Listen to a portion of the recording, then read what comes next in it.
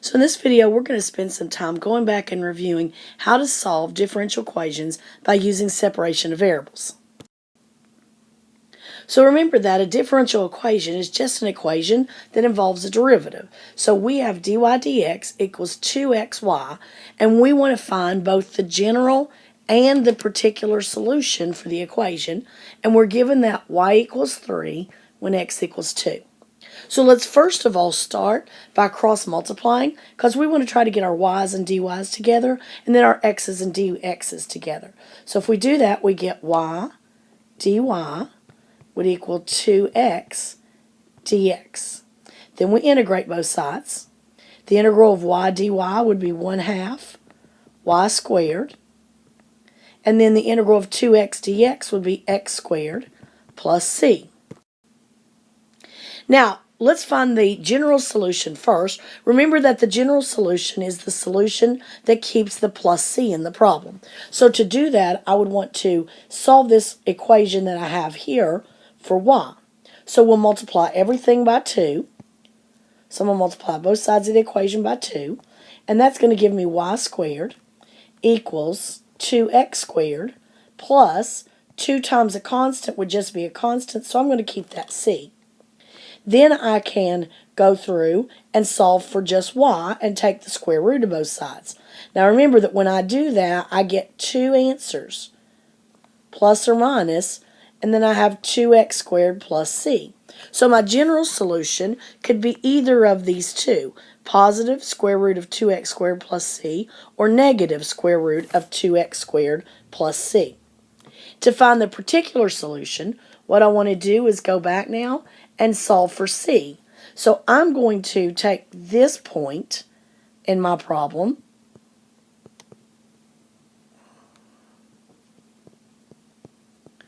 and I'm going to substitute in my x and my y. So if I let y be 3, I'd have 3 squared would equal 2 times my x, which is 2 squared, plus c.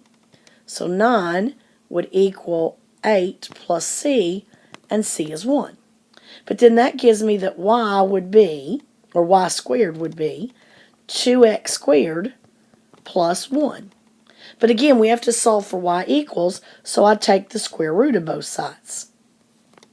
Now, at this point, because I'm looking for the particular solution, I will not have the plus or minus for the answer, because I know that when I put in x is 2, I want the y to have a positive answer. So I'm going to use the positive square root for my solution. So instead of having both the positive and negative as a possible solution, I'll just use the positive one.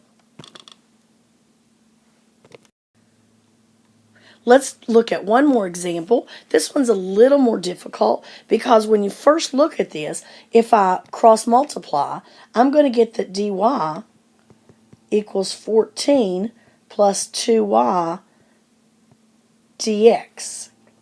But I need to get the y's with the dy, and I can't subtract 2y. So what I'm going to do is I'm going to factor a 2 out.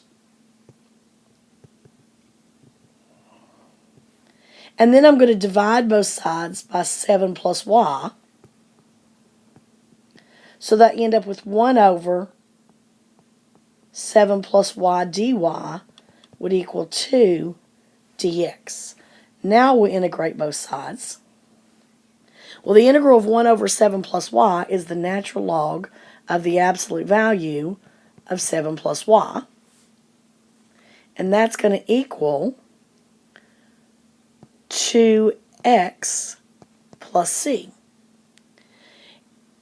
If I solve for y equals, I can do e to the on both sides and get the absolute value of 7 plus y is equal to e to the 2x plus c, which is the same thing as e to the 2x times e to the c, or c e to the 2x.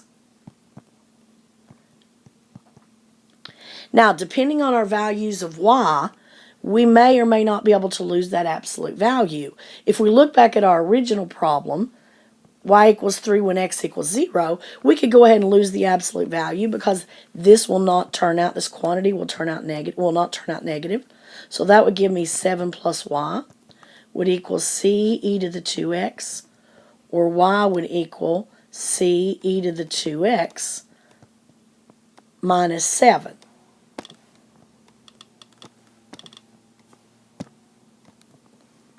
Now we could go back and solve for our value of c. So let's go back to this point.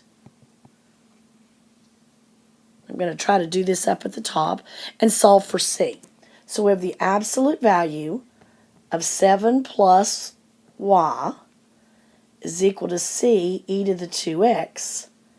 But then if I let y be 3, when x equals 0, I get the absolute value of 10 is equal to c e to the 0, or c is equal to 10, which now tells me that I would have the equation y equals, so back to here, 10 e to the 2x minus 7. And that would be your particular solution.